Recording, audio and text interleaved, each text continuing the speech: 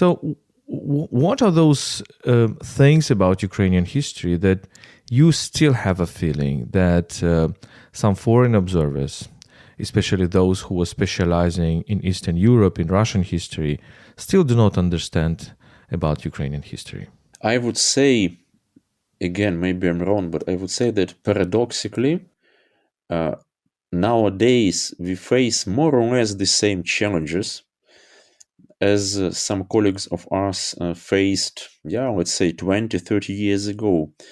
You know, when I read Mark von Hagen's articles or Andreas Kappeler's articles from even from early 90s, quite often I have a feeling that, it was written yesterday. What do I mean? I mean that the main challenges, I would say, they are more or less the same. So let's have a list of them.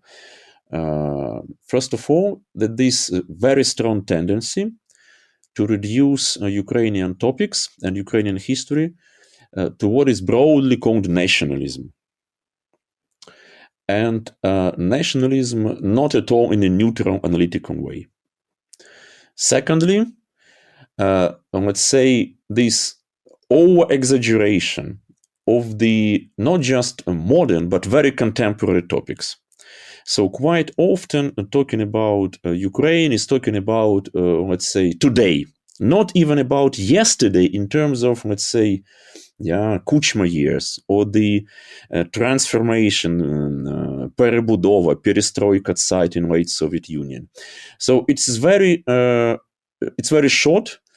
It's reduced to nationalism and also issues related to nationalism like anti-Semitism, violence, stuff like that.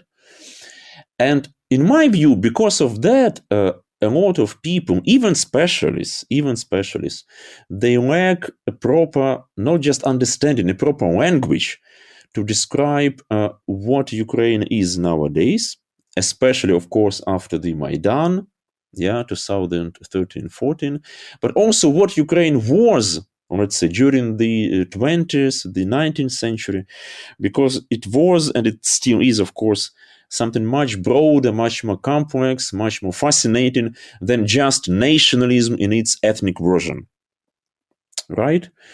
And that is why I think that's a great challenge and, like a task for all of us to strive our best to look for a new language to describe phenomena we kind of know or we are facing.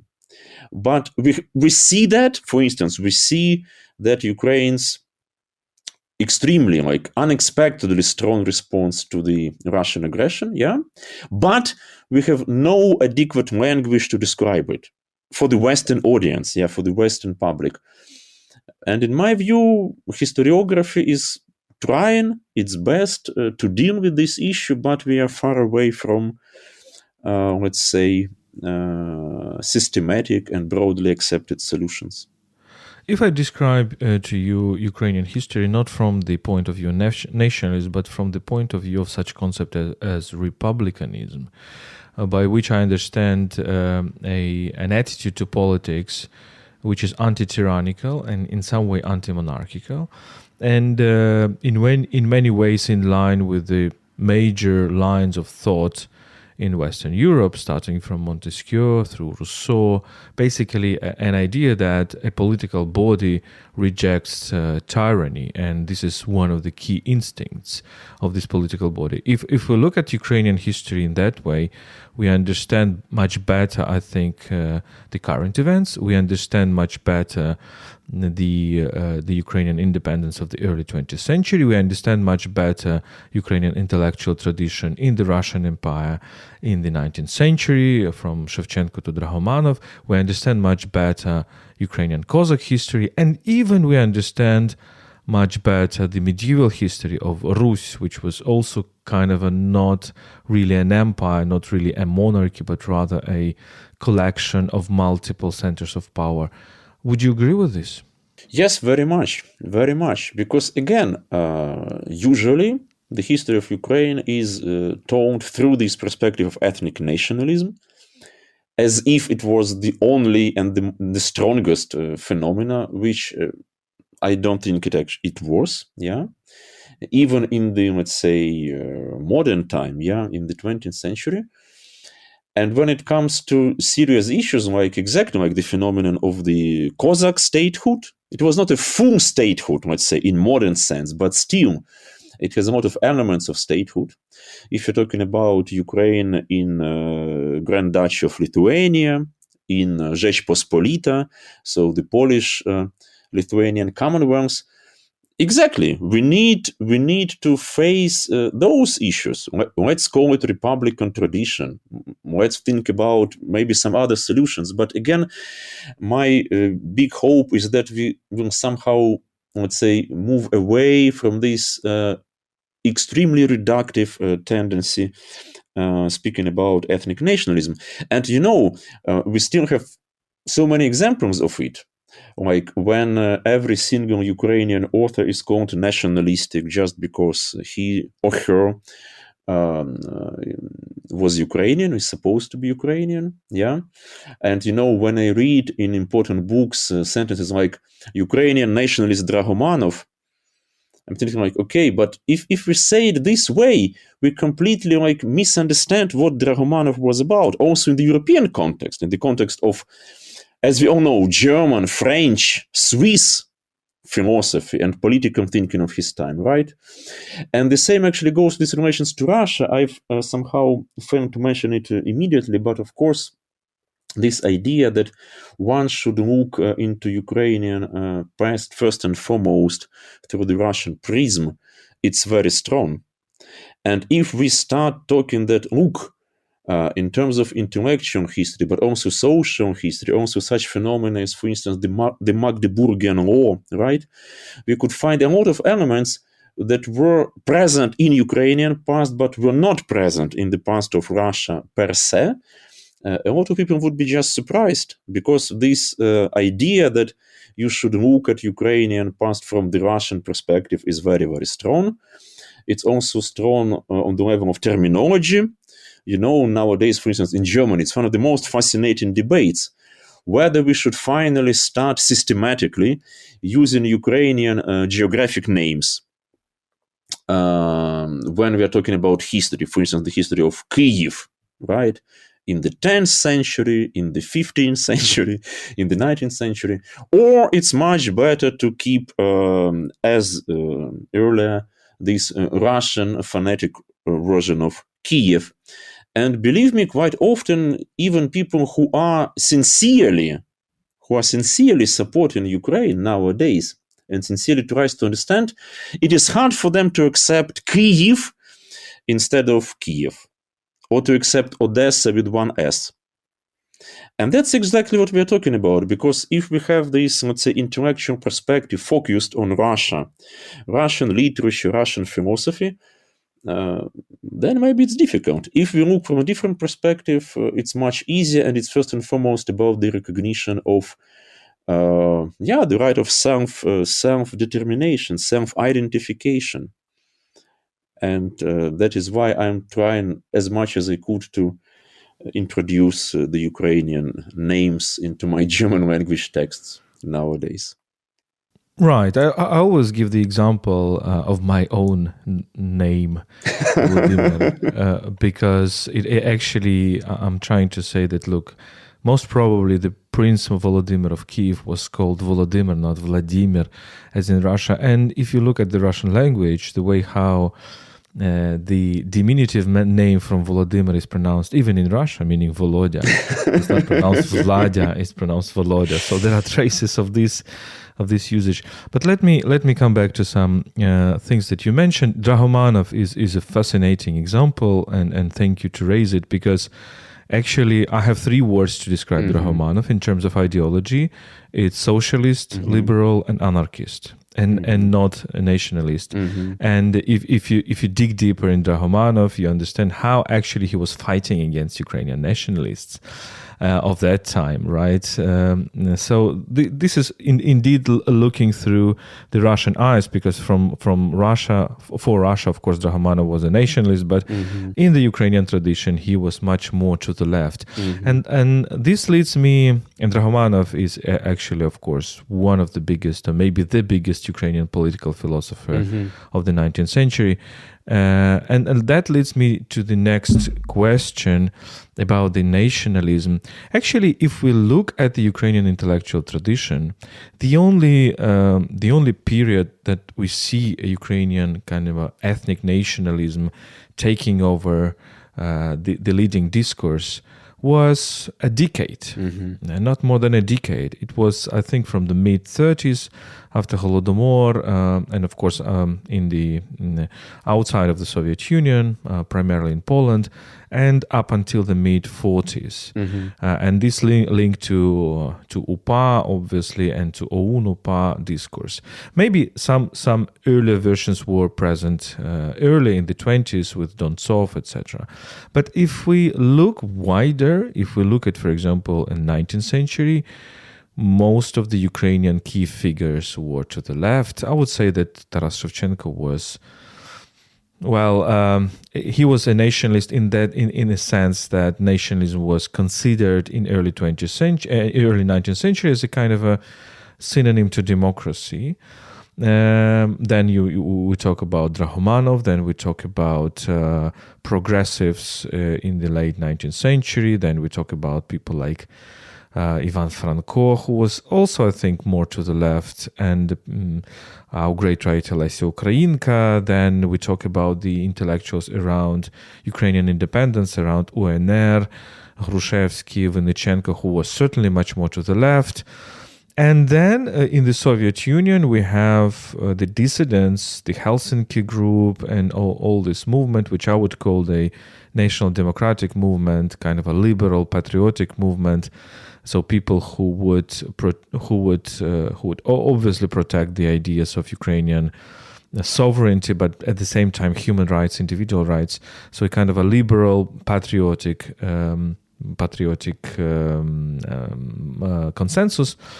Would you agree with this reading that actually, if we talk about the Ukrainian intellectual history, there is much more of leftist, socialist, and liberal ideas than purely ethnic nationalist ideas? Yeah, that's a good point, because again, let's briefly look at the names you've mentioned.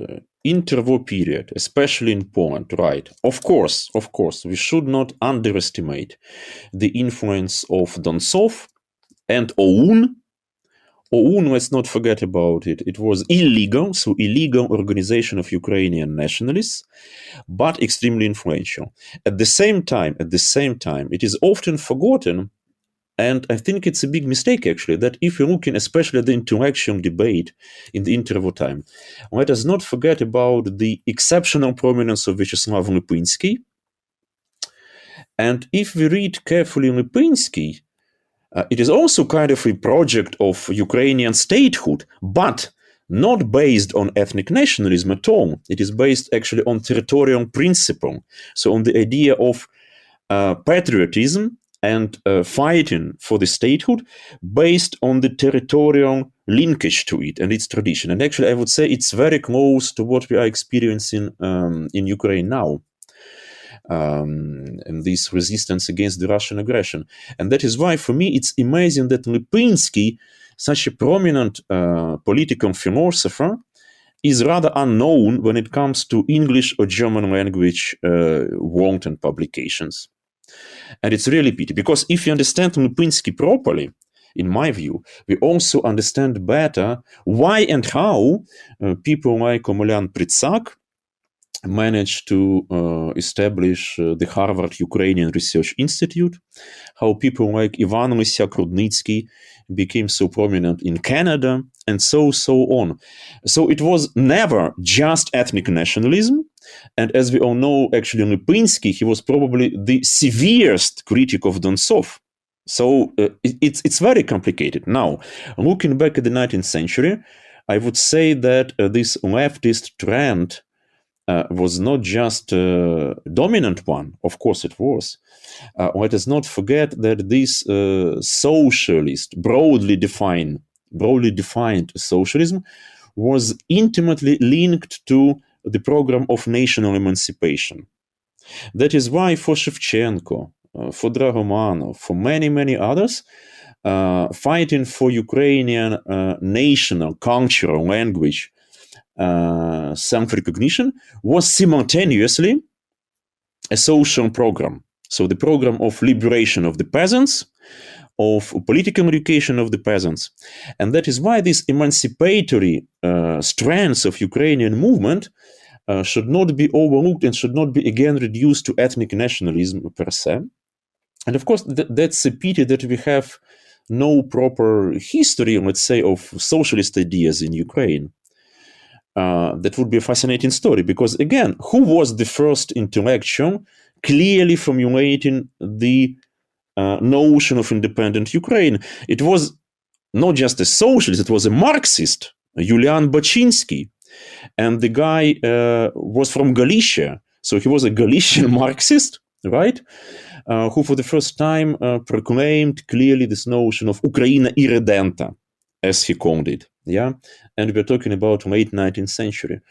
That is why, of course, if we change perspective a little bit, if we read more texts in original version, in Ukrainian first and foremost, we'll see that the history of Ukrainian political thought is much richer and deeper than one would expect. And then, of course, you're right. And then this deeper reading could help us to explain why nowadays Ukraine, which is so diverse internally, why at the same time it's so strong in responding to Putin's aggression. Because actually, what Putin did, Putin actually followed this primitive logic of Ukraine as the ethnic nationalistic state.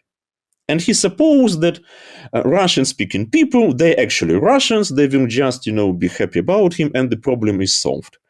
And he faced the social reality that is much deeper than his /nationalistic view of Ukraine. Yes, absolutely. And thank you for raising these names, in particular the name of Lipinski. Let us remind to our audience that Lipinski was ethnic Pole, as also some other figures, prominent figures of Ukrainian intellectual history, like Antonovich, Volodymyr Antonovich in the 19th century. And when I was rereading Lipinski is a conservative, but not a conservative like UPA. So it's not like radical far-right conservatism. It's a kind of a traditional conservatism, monarchical conservatism, this kind of a hierarchical conservatism. And interestingly enough, that at that time, in early 20th century, in the 1910s and 1920s, it was also a progressive thought in Ukraine. It was not, this traditional conservatism was also interestingly progressive. And what is progressive about it, I think, is that indeed that you mentioned that Lipinski's concept of the Ukrainian nation is very, very much inclusive. So it is very inclusive. It parts from the idea that not only it should be ethnically inclusive, but it should also be inclusive from the class point of view, like from the social point of view, meaning the peasants, the bourgeois, the aristocrats should find a common language, should find understanding between themselves. And I think this inclusivity comes not from the left. It is very interesting, but it comes from this inclusivity comes not from the left in Lipinski's case, but it comes from the right, from the center right. So it's interesting how we actually see this inclusive idea of the Ukrainian nation coming from different ideological fronts. And we actually cannot really say who was more inclusive, because if you look at Dragomanov, he was certainly also on the side of the inclusivity of the Ukrainian nation, but at the same time we see that kind of a 19th century relics in Dragomanov, meaning his hostility to, for example, Crimean Tatar topic, or to the Turkish topic, to the idea of of Turkey, or when actually he's saying that Turkey and Kirimlit Crimean Tatars were the key enemies of Ukraine. So we needed the next generation, people like Ahatan Krimsky, to overcome it and to make it even more inclusive. But would you agree that this inclusivity of the Ukrainian nation, it actually comes from very different ideological sources, both from the left and from the right?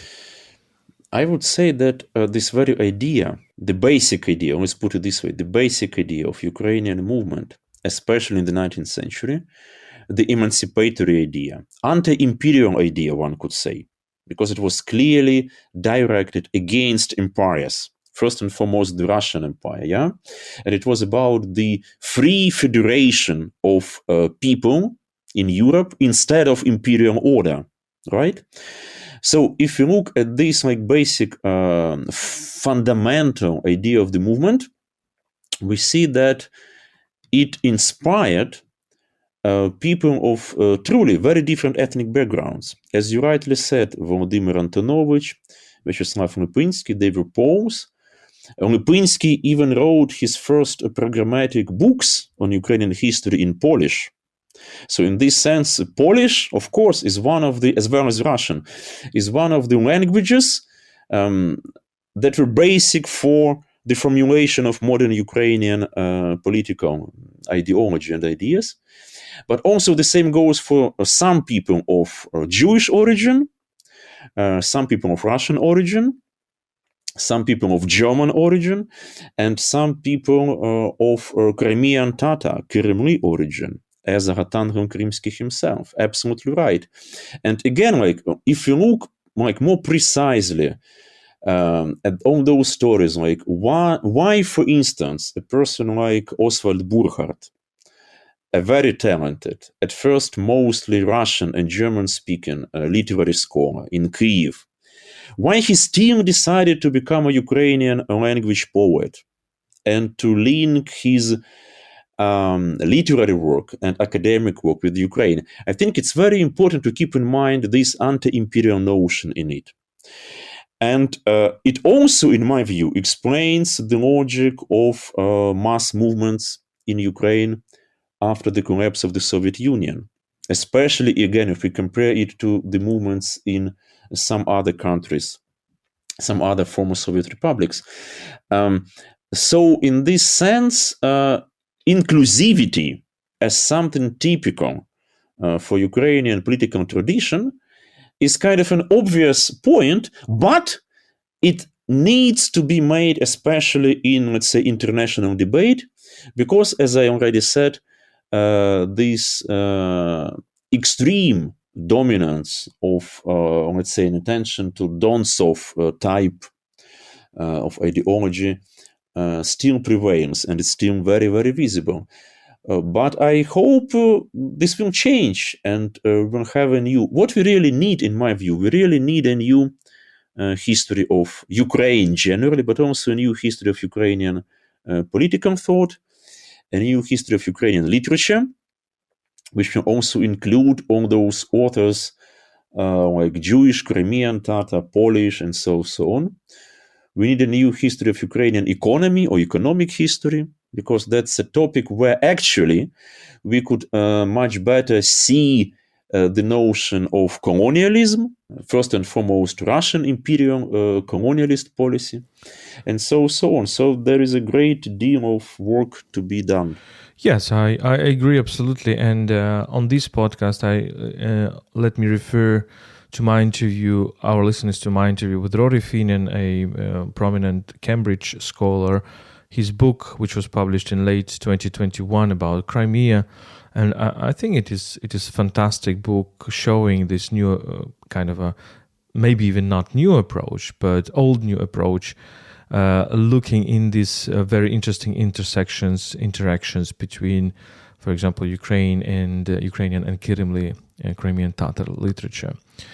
I really share with you this idea that a lot of Ukrainian history can be explained with this anti-imperial move and the struggle with the empire.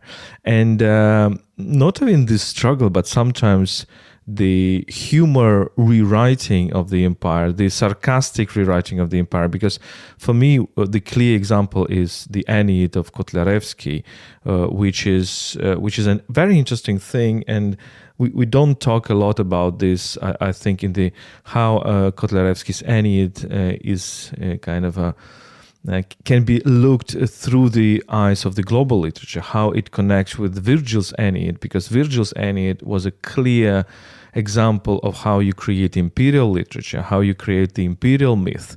And Kotlяревsky's Aeneid is certainly anti-imperial myth. It is the Cossack myth, which kind of explodes or implodes the empire from within. But at the same time, we know that there are lots of Ukrainian historical figures who are actually involved in the construction of the empire. The examples we know, of course, is the examples of the late 17th, early 18th century, the period of Peter I. We don't call him the Great in Ukraine, right? We call him Peter I, the Russian Tsar, the creator of the Russian Empire, and Ukrainian intellectuals like Feofan Prokopovich or Stefan Yavorsky, who actually contributed to the construction of this empire. We can talk about the early 19th century people like Bezborodko, some others who were involved in this Russian imperial administration. We can talk about the Soviet Union and people with Ukrainian origins who played a certain role in that. So what is, in your opinion, what should be Ukrainian attitude to those people? Should we trade them as people who made the wrong choices? Who should we trade them as people who stood on the wrong side of history? Should we trade them as people who wanted to really to reform the empire, to insert it? Because I mean, with Prokopovich, it's obvious that he was trying actually to bring the major trends of the European political intellectual tradition into this Muscovite Tsardom and future Russian Empire, make it more secular, probably more centralized. What should be our attitude to those people? Yeah, that's a very good question, because in terms of writing history, I'm sure that we need to research, to study, and to know all of them. So we need to include them into our research. And that's actually what I did myself, for instance, with my Dnipro book, because the history of my native city, it is, let's not pretend it's not. It is part of the imperial history of the Russian Empire. And that is why we could not just, erase them and pretend there were no people like you mentioned, like Bezborodko and many, many others. And actually also like the first Ukrainian writers in southern Ukraine, for instance, Kashchenko or Zalubovsky, who were at the same time imperial officers, actually highly ranked imperial people, and Ukrainian writers. That was possible in late 19th century. So we need to know their stories. They deserve their own place in Ukrainian history. At the same time, I would put it this way: we need to read and to read them in a proper context. As you started talking about Prokopovich, if you want to understand Prokopovich, of course, it's very easy to say, yeah, it was a kind of a treason, he did it for money, probably partly so. But it was also very much based on his own philosophical, theological ideas, the ideas from the Kiev Mohyla Academy, and so on. And the same goes to the Soviet period. Because, if we look precisely, for instance, at not just national communists from the 1920s, but on people, let's say, even in late Soviet Union, like Sherbitsky and others, we should precisely analyze how it happened that people who were raised, educated in Ukraine, who knew the language, why and how they decided to become, the supporters of the Soviet project. of the imperial project. And I would say, on the one hand, it's very naive, even if sometimes politically understandable, idea to present them as, just Ukrainians. Yeah, or some writers or some, let's say, mathematicians or physicians or whatever. On the other hand, let's also not pretend that they were not automatically Ukrainians just because of the fact that they did some pretty important job for the Russian Empire or for the Soviet Union. That's about the way how people socialize, how they make choices. I would generally say that history of Ukraine is very much about the history of the choice. Like, for instance, you've mentioned the dissident movement. Let's not forget that, of course, the majority of writers from this generation, of the 60s, they became just Soviet writers, sometimes very successful Soviet writers, as Dmitro Pavlichko or Ivan Drach or many, many others. And some of them, for other reasons, they made another choice, like the choice of Vasil Stus or the choice of Ivan Sokulsky, if you're talking about Dnipro, for instance. And quite often you should pay for your choice. So it's a painful story. It's a tragedy. But in my view, of course, both Stus and Drach, they deserve their place in the history of Ukrainian literature. And that is why I am, of course, very much against, any attempts to just stop raising some topics or stop talking about some people, because that's exactly what Soviet propaganda tended to do. I could tell you kind of an anecdote. I remember I was a student. I came to Lviv to my professor, my teacher, Yaroslav Isayevich, a prominent scholar who was born before the war in Poland. And he told me, Andrei, for me, it was something completely new, like in the 50s, in the 60s, to see the portraits of some Ukrainian historical figures in Polish books, because it was forbidden to put those portraits in Ukrainian book publications. Actually, if you look, for instance, at the Soviet books on the Second World War, you'll never have Bandera photo or Andrei Melnik photo or something like that. Yeah, so we were not supposed to know even how those people looked like. And I think actually nowadays we need to know as much as possible about all of them. And we also need to put them into proper context. People like Petro Shelest, for instance. It's an incredible story, So the first secretary of the Communist Party of Ukraine. So the guy who, on the one hand, the same person, on the one hand, who supported Ukrainian cultural initiatives, like the opening of the Khortytsia Museum, or the establishment of Shevchenko Prize, or when nowadays we're discussing about who deserves to be decorated with Shevchenko Prize. Let's not forget it was invented by Petro Shelest in his year, so in the 60s in Soviet Ukraine. On the other hand, he was the one who strongly supported Soviet invasion to Czechoslovakia. And we're talking about the same person. So let's not simplify him and others. Let's look at them in the entire complexity. And let's not be afraid to do that, because, again, there is no reason for us to be afraid looking at such tragic and complex issues of Ukrainian history. On the contrary, it will help us to understand better why Ukraine survived, why Ukrainian project proved to be so powerful. Because, again, if you let's look back at the 19th century. Imagine we have a group of intellectuals talking about a common political project for mostly peasant population, Ukrainian peasant population, on both sides of this Bruch River. So in the Russian Empire, in the Austrian Empire. Who would believe that such a project would win over much stronger projects, the Russian one, the Polish one, the Austrian one, the German one, of course, the German vision of Ostmitteleuropa. But actually, it proved to be so powerful and so strong that even people like Stalin, they were forced to accept it.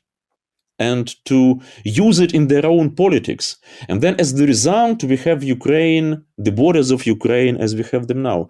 So in this sense, one could say that ideas matter. It's not just, something. And what Dragomanov wrote, again, let's come back to Dragomanov, if I may. Dragomanov, in 1870s, 1860s, 1870s, in Geneva, so far away in Switzerland, he made this very clear point about the future borders of Ukraine. And if you look at Dragomanov's map, imaginary, of course, at the time period, the map of Ukraine, it corresponds almost exactly to the borders of Ukraine in 1991. How could that be possible? For me, it's one of the perfect illustrations how some intellectual ideas, especially if they are human, if they are emancipatory, if they are democratic, how successful they could become.